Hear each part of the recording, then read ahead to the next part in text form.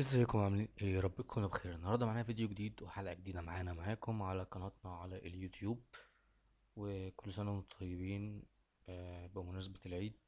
ودرس النهارده هنشتغل على الصوره دي صورتي. بالمناسبه يعني انا فوتوغرافر لو انتم متعرفوش، عشان كل فيديوهاتي على القناه بتكلم على الفوتوشوب بس. تمام. آه، دي صورتي بالكاميرا بتاعتي، دي واحد زميلي مصورهاني. تمام. الكاميرا كانون اي او اس ار بي، مع عدسة 50 RF 1.8. تمام. الإعدادات بتاعت الصورة ايزو 100، فتحة عدسة 2.8. شاتر سبيد 1/640. تمام. ده أنا كنت فتحة العدسة 2.8 عشان الشمس. تمام. ونسبة البلور يعني مش عالية قوي وكده، يعني فالنسبة دي كويسة. تمام. تعالوا نشوفوا هنعمله ايه في الصورة دي، وهتبقى شكلها عامل ازاي في الآخر. ويلا بينا نبدأ. وقبل ما نبدأ كده يا ريت ننزل نعمل لايك وسبسكرايب في القناة عشان يوصلنا كل جديد. والحاجة الميزة اللي في الكاميرا بتاعت الار بي دي ميرورلس من كانون. اقل حاجه في الميرورلس قبل الار. تمام. هي طبعا نزلت بعد الار، بس نزلت بعدها بسنه، بس فيها يعني شويه حاجات احدث بحاجه بسيطه، يعني مش اعلى، لا هي يعني السورس بتاع الالوان اعلى شويه من الار الالوان بتاعتها بتبقى مش كده، بتبقى اقل شويه. تمام. المهم الميزه بتاعت الصور، آه، الرو بيطلع الفايل CR3. CR3 ده الصيغة بتاعته بتتعدل في الإيديت بنسبة أكبر من ال CR2. بتطلع معاك يعني أحسن في التعديل، كمكان مثلا مفهوش إضاءة، كمكان فيه إضاءة عالية بشكل أوفر شبه كده مثلا. ممكن انت تعدل عليها تظبطها من غير ما التفاصيل تروح ومن غير ما الجودة تقل. تمام. المهم هنبدأ عشان ما نطولش عليكم اكتر من كده. تمام. اول حاجة احنا هنعملها هنا زي ما اتعودنا، احنا ممكن نعمل اوتو. هيبدأ هو يظبط لنا الصورة بشكل تلقائي بالذكاء الاصطناعي بتاع الفوتوشوب. تمام. بس انا طبعا ما بحبش اشتغل بالطريقة دي، لان يعني دي عايزة حد ما بيفهمش في الفوتوشوب. تمام. اول حاجة هنبدأ نعملها ان احنا هنخش هنا عند بروفايل، وهنخش على ادوبي بورتري. هيخلي لك الوان الصورة ان هي صورة شخصية. تمام. هنيجي هنا هنخلي ده الوايت بالانس اوتو. هنخلي هنا 5000. تمام. هنا هنخليها 12. وهنيجي هنا عند الاكسبوجر هنقلله نخليه -25. وهنيجي عند الكونتراست هنسيبه دلوقتي، وهنيجي عند الهايلايت وهنقفل الهايلايت بالشكل ده ناحية السالب. تمام. احنا لو علينا الهايلايت بصوا كده ايه اللي هيظهر معانا، الإضاءة العالية هتزيد. تمام. الهايلايت لما بيقل بيبين التفاصيل. احنا كان عندنا هنا وهنا وهنا إضاءة شمس بزيادة، فاحنا هنعمل كده، هنبين تفاصيل الحاجات اللي كانت ضايعة معانا بالشكل ده. تمام. اللون هنا بقى كويس، لون السما بدأ يوضح، لون الرصيف. تمام. هنيجي هنا عند الكونتراست ونبدأ نخلي الكونتراست -12. تمام. هنيجي عند الشادو ونرفع الشادو بنسبة 20%. تمام. -20. هنيجي عند الوايت عامل شبه الهايلايت برضو. تمام. لو في حاجة بيضة في الصورة كده. تمام.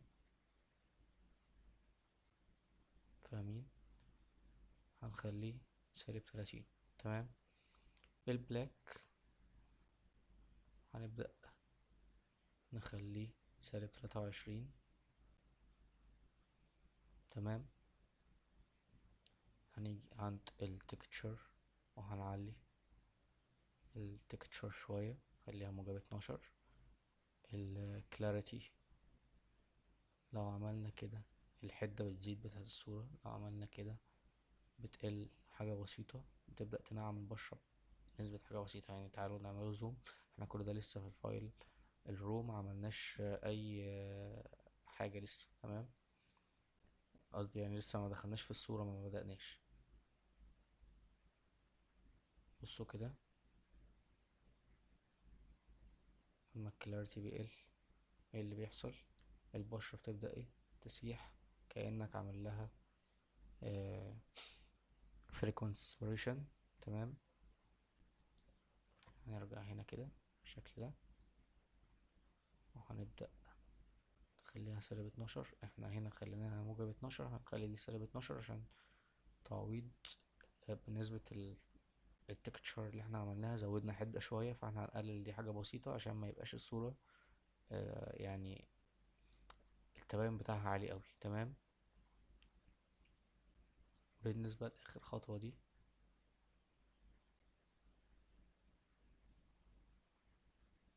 بنقللها حاجة بسيطة. تمام. خليها -8 مثلا. هنا الألوان ممكن هنخليها -23، هنا -3 بالشكل ده. تمام. وهنبدأ نقفل البيزك ونفتح قائمة الكيرف، وهنبدأ نرجع الصورة بتاعتنا بالشكل الطبيعي بتاعها، الحجم الطبيعي. هنيجي عند الهايلايت ونبدأ نقفله حاجة بسيطة. اللايت هنعليه حاجة بسيطة، هنخليها -12.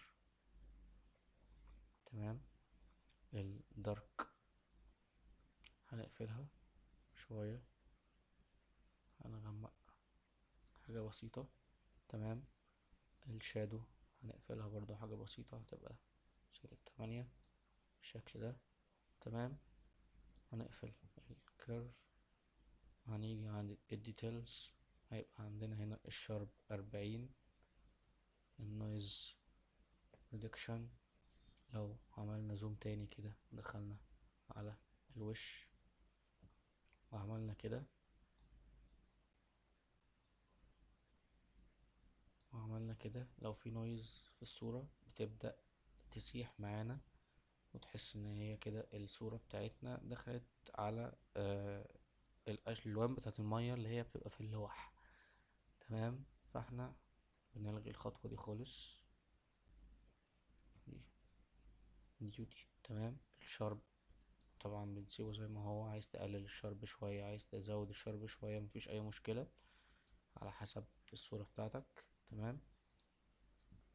هنبدأ نخش على الكالر ميكسر بالشكل ده. تمام. اول حاجة معانا هنخش على لون البشرة.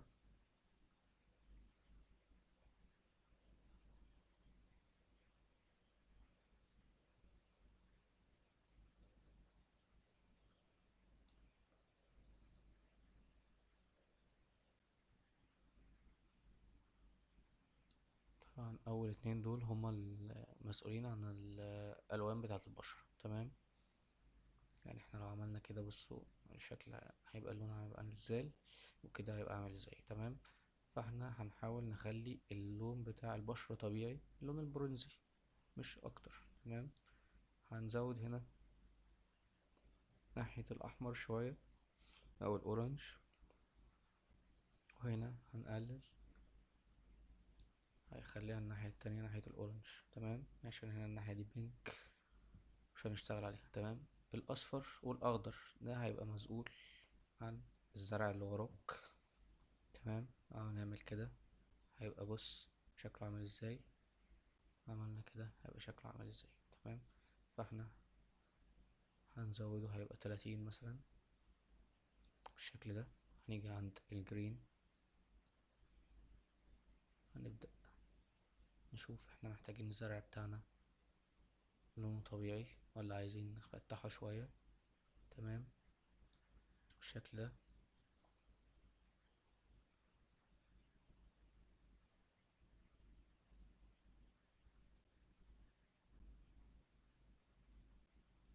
ده طبعا هو مزيج من الاخضر على السماوي، فهيبقى هنا في الحتة دي. انتوا لو واخدين بالكم كده هيبقى هنا. عملنا كده، بصوا. مش ممكن ما تبانش معاكم قوي لان هي تفاصيلها بسيطة، فاحنا يعني هنقلله شوية بس مش اكتر. تمام، هنيجي هنا عند اللون ده، هيأثر معانا على البنطلون الجينز وعلى الحتة بتاعت السما دي، حاجة بسيطة. تمام، هنيجي هنا عند البربل. لو عملنا كده ولو عملنا كده، ده هيأثر على التيشيرت.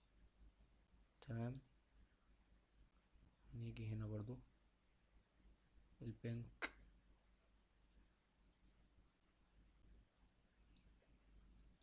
الماجنتا، مش هتأثر معانا في حاجة. فاحنا هنخش على القايمة اللي بعديها. تمام، هنيجي عند الأحمر، نعلي شوية لون البشرة، هنقللها حاجة بسيطة. الأصفر، لو عايزين نخلي الزرع شبه الصور بتاعت الويدنج اللي احنا بنشوفها، يعني البريست المشهور، هنبدأ نقلل الأصفر شوية، هنقلل الأخضر شوية، بس أنا حابب الألوان يبقى شكلها كويس عشان تدي شكل للصورة، يعني عايزها لونها طبيعي. تمام، فاحنا هنرفع الأصفر شوية، هنيجي عند الأخضر نقلله حاجة بسيطة. تمام، نسبة وتناسب، يعني هنزود الأصفر يبقى هنقلل الأخضر، هنرفع الأخضر هيبقى هنقلل الأصفر. تمام، هنيجي هنا برضو هنعمل كده.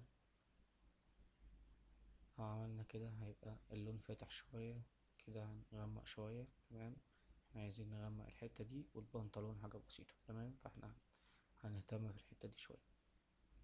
تمام، هنيجي هنا دوت هيأثر على التيشيرت البربل عشان واخد يعني سنة موف في في الألوان بتاعت الشمس يعني وكده، في الغوامق يعني، فمأثر معاها شوية. يعني بص، لو عملت كده اللون بقى عامل ازاي. احنا هنعمل كده عشان هو ده الأسود بيبقى أزرق وموف، ويعني مزيج من الألوان مع بعض. تمام، هنا أعتقد ده هيبقى اللون بتاع النضارة، فاحنا هنفتحه. هنيجي هنا عن الأحمر شوية، هنيجي عند لون البشرة نفتح حاجة بسيطة، 8 مثلا. تمام، هنيجي عند الأصفر ونشوف كده لو فتحنا هيعمل ايه ولو غمقنا هيعمل ايه.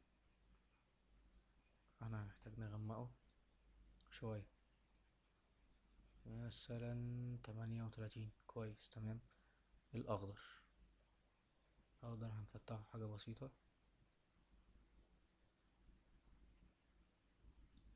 20. تمام، هنيجي عند لون السما،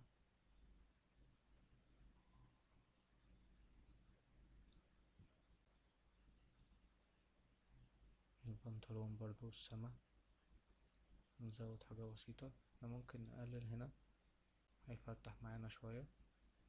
تمام، هنيجي عند البربل برضو، لون التيشيرت الأسود كده.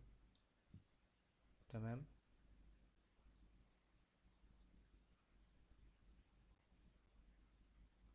ده مش مؤثر غير على النضارة. تمام، بس كده. هنخش بقى هنا في القايمة دي. بصوا، ده العدسة بيبقى فيها اللي هو correction تقريبا، مش عارف الأسامي بالإنجلش، أنا ضعيف في الإنجلش شوية، بس يعني الحواف السوداء اللي بتبقى في العدسة، انت بتدوس هنا بيشيلها لك. تمام، هو انت متعود في الكاميرا رو فلتر الجديد ان هو بيعمل كده لوحده، تمام، بيظبط الخطوة دي لوحده، تمام. تمام. افكت، لو عايز تغمق وتفتح برضو هنا نفس النظام. هنا عندك الكالبريشن، مزيج من الالوان، حاجات بسيطة.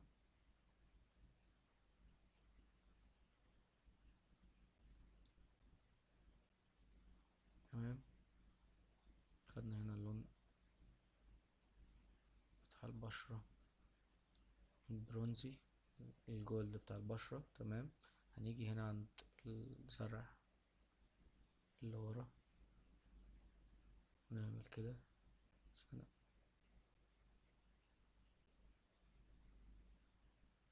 خلي 20، كويس، تمام. نيجي نشوف بص الفلتر اللي انا قلتلكوا عليه بتاع الويدنج والمشهور والحاجات دي بيتعمل في الحتت دي لو حد عايز يوصله يعني. بس انا هزود اللون عشان الصورة يبقى شكلها كويس معايا. هخلي هنا 12، وهنيجي هنا عند اخر حاجة الهيو، نرفعها حاجة بسيطة، وهنقلل هنا حاجة بسيطة،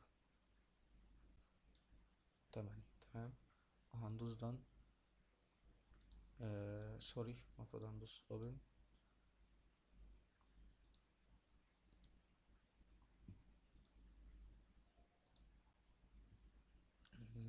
image will be moved to torch.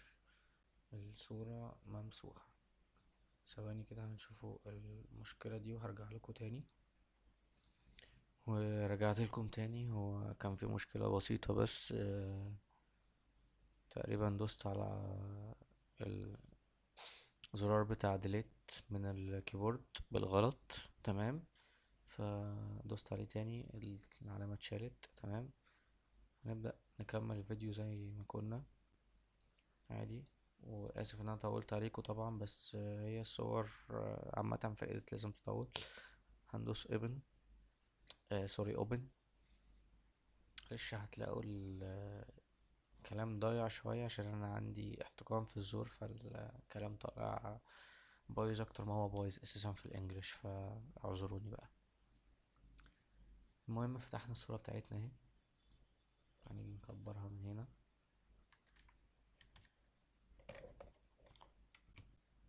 كده، تمام.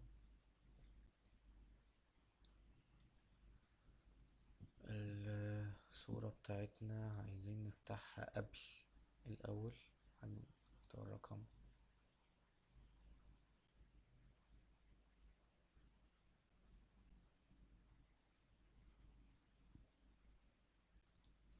الصورة هنعمل لها شيت، وهندوس اوبن عشان نبقى شايفين احنا عملنا ايه ووصلنا لايه في النتيجة، تمام. ده شكل الصورة اهو.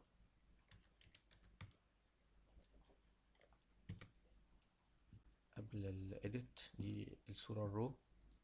ده كده بعد ما فتحنا الفايل الرو، تمام، وعدلنا عليه. كل ده من كاميرا رو فلتر في الرو، تمام. الفايل بتاع الرو اللي بيفتح في اول حاجة في الفوتوشوب. بعد ما نخلص هنيجي هنا عند الالوان، عند selective color، وهنبدأ نظبط الوان الصورة معانا لون لون كده بالمقاييس بتاعة الالوان بتاعتهم.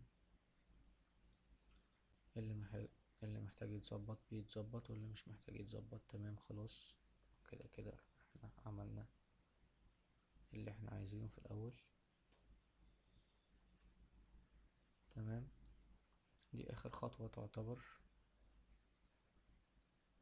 نزود الاصفر شوية،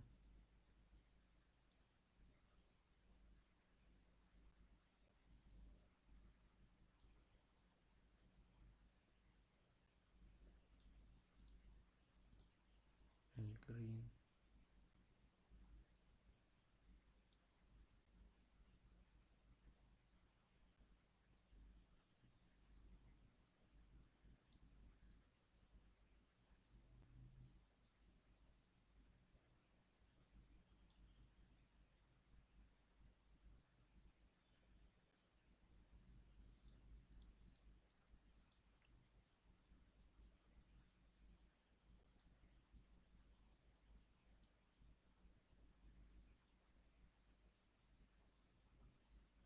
بصوا كده لون البنطلون اتغير معانا كده، لونه رجع طبيعي، بس انا شايف اللون ده كويس فانا هسيبه عليه بصراحة. تمام. الازرق هيأثر معانا على السما والتيشيرت زي ما انتوا عارفين كده، زي ما قلت لكم في الاول. تمام اهو. الموف هيبقى نفس الكلام، بس هو عشان احنا مغمقينه فخلاص يعني يعتبر، ف سيبه اصفار. هنيجي عند الوايت.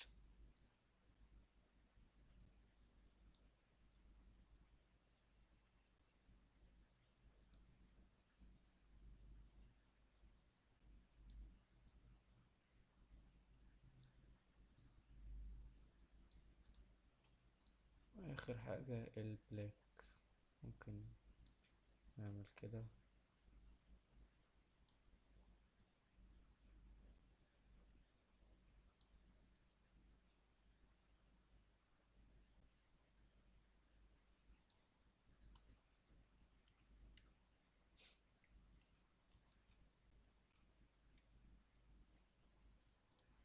نقفل كده الالوان ونفتح، نقفل، نفتح. ممكن نقفل الاحمر.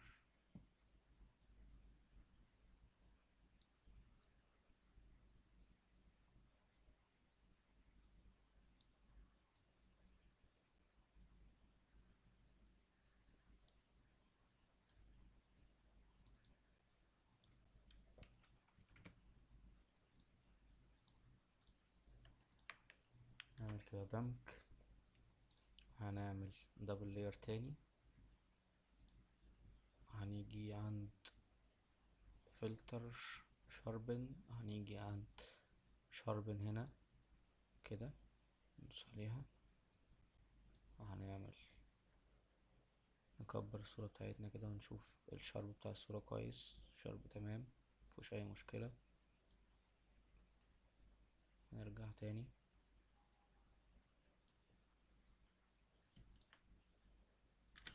نعمل دمج للصور مع بعض الليرات. هنيجي كده نصغر الصورة كده حاجة بسيطة، هنعمل كده.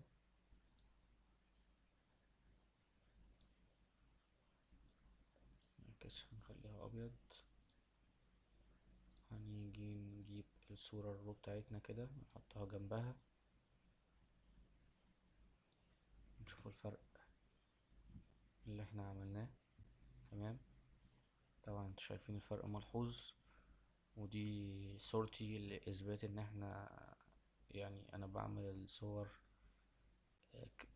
على اليوتيوب زي ما انا بشتغل على صوري وعلى حاجتي وعلى شغلي، فمش بغير. هو في اكتر من طريقة للإيديت، وفي اكتر من خطوة، وفي اكتر من كذا حاجة يعني، بس دي الخطوة اللي انا بشتغل بيها. طبعا لو مش كويسة او يعني بتطلع نتيجة في النهائية في الاخر مش حلوة، اكيد مش هشتغل بيها على صوري، اكيد صح.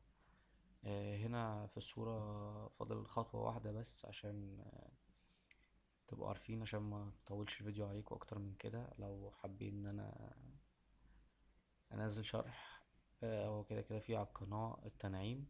انا هنعم الوش والايد بس مش اكتر، وهعمل سيف للصورة يعني. كل اللي انا هعمله هاجي هنا عند تاتش برو، وهاجي عند frequency separation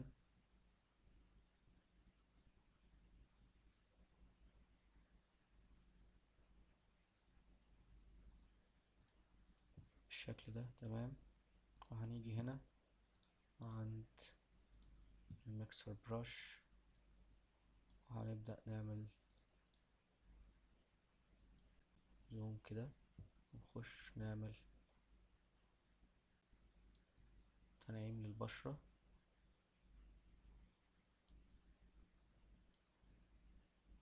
تمام. بس انا بعمل طبعا تنعيم سريع عشان وقت الفيديو مش اكتر والله، عشان ما اطولش عليك اكتر من كده.